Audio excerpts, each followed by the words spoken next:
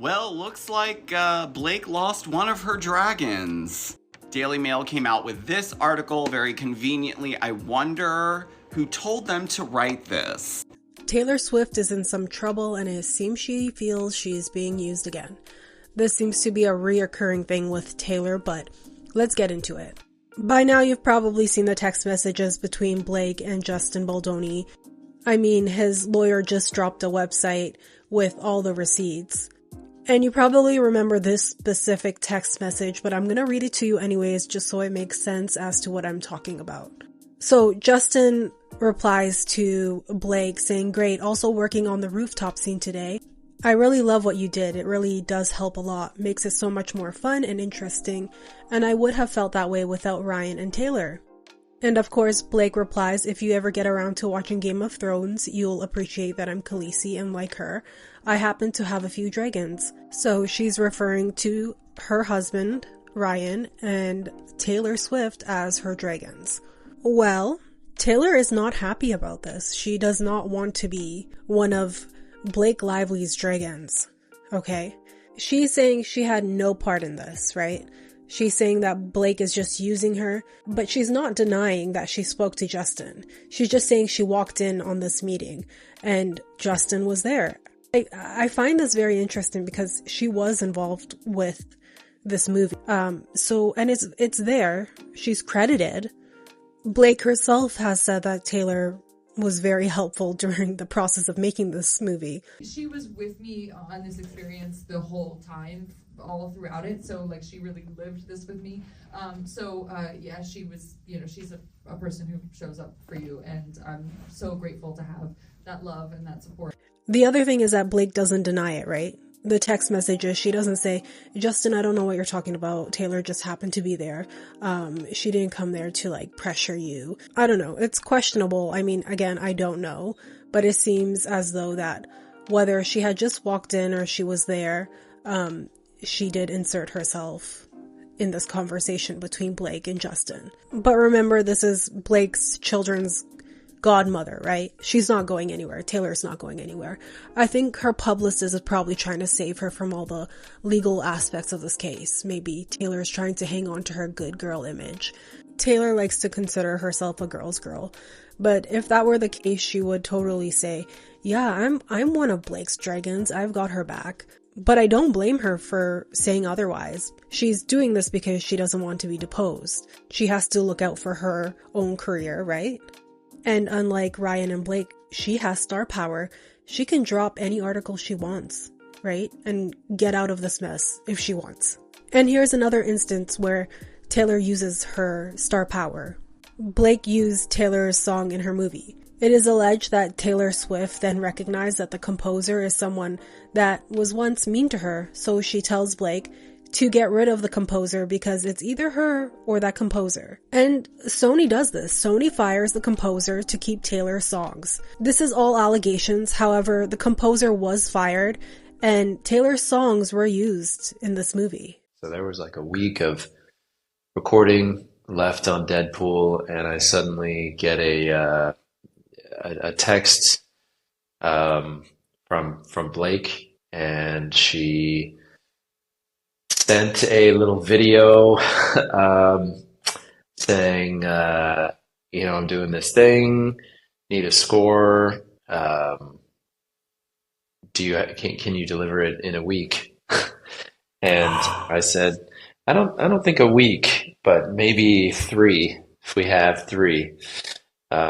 So that materialized, and yeah, so it was sequential. Was able to kind of finish up Deadpool, but I was going from the dub of Deadpool and going back to the studio at night working on Blake's film.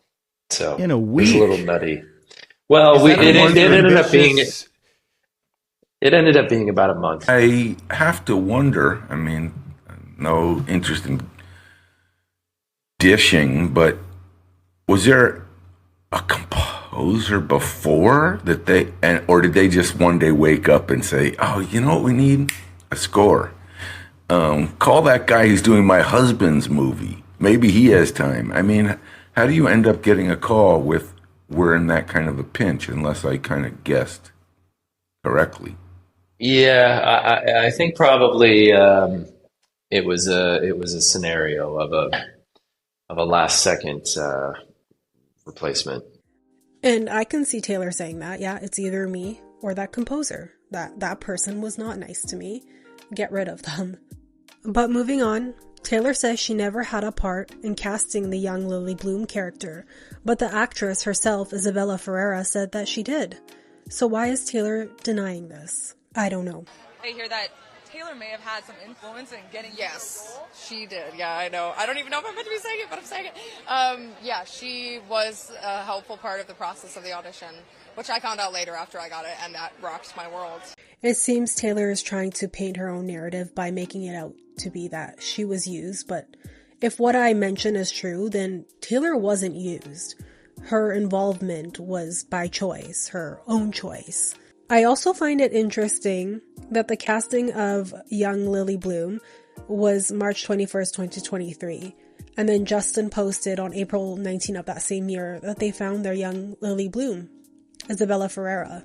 And the timeline seems to fit because Taylor Swift was out and about in New York. And we know she was in New York at this time because she had just broken it off with Joe Alwyn, and there were numerous reports and numerous images of her with her girl gang. But around this time, she was also seen with Ronan Farrow, the father of the Me Too movement. Taylor, sleep tight. It was alleged that at this time she met up with Ronan to discuss the Blake Lively-Justin Baldoni case. I'm not sure how much of that I believe, but I must say the timeline just fits so perfectly. You are going to depose Blake Lively, Ryan Reynolds, Taylor Swift. Who else?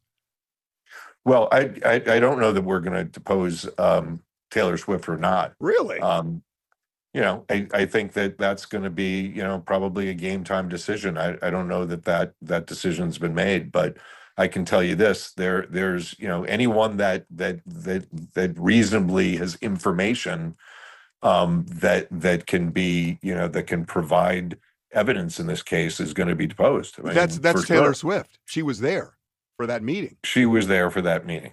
Okay, well, I'm a lawyer. I know what that means.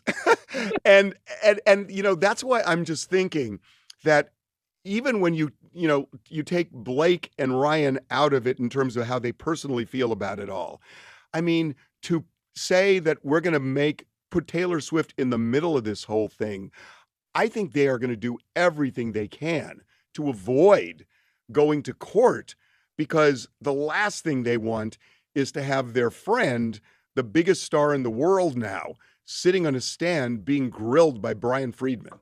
My assumption is that they're going to probably take some legal actions that are beyond the bounds of decency, and we'll see if they can try to avoid a deposition. How could they do that if there's relevance? I'm going to object and order the witness not to testify. You're not his lawyer. You're his friend. Taylor's probably on her next Dr. Seuss song about this whole incident. Blake, you're a fake. I'm not your dragon. I was dragged in red boots, red dress, green eggs, and ham. I don't know. Look, I don't have anything against Taylor. I just want the truth. Taylor is constantly painting herself as a victim. I'm sorry, I don't believe she has been a victim in every situation. I would love to hear your thoughts on this. Let me know down below. Thanks for watching. This is a recent video of Taylor actually dancing to Birds of a Feather. Birds of a feather, mean girls gotta stick together.